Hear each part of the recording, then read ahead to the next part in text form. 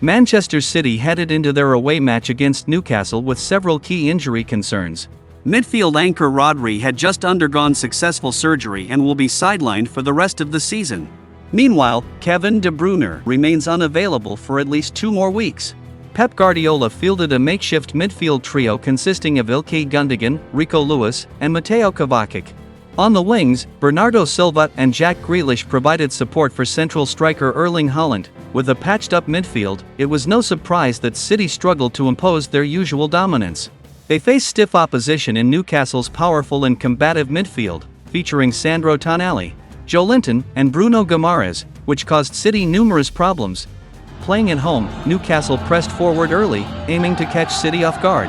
The Magpies quickly put goalkeeper Ederson's goal under siege in the opening minutes. City struggled to build up play, leaving Haaland isolated with few opportunities to influence the game. As a result, the Norwegian striker barely touched the ball in the first half.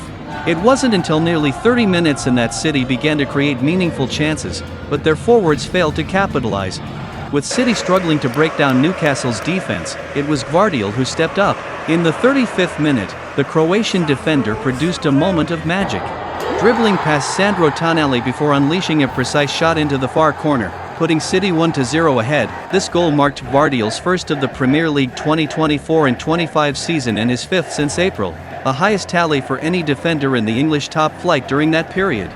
The first half ended with City holding a 1-0 lead. In the opening stages of the second half, City applied high pressure, making it difficult for Newcastle to build attacks. However, in their first meaningful foray forward, Eddie Howe's side earned a penalty. Anthony Gordon burst into the box, forcing Ederson into a foul. The English international took the responsibility and calmly converted the spot kick to level the score. Buoyed by the equalizer, Newcastle's confidence soared as they pressed relentlessly, creating a series of chances. Despite their efforts, the Magpies couldn't find another breakthrough. In response, Pep Guardiola introduced attacking reinforcements, including Phil Foden, Jeremy Doku, and Savinho.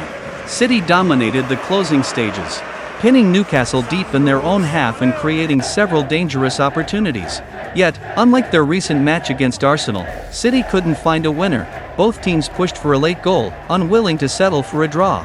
However, no further goals were scored, and the match ended 1-1. This result marked City's second consecutive draw, with only 6 rounds played in the Premier League so far.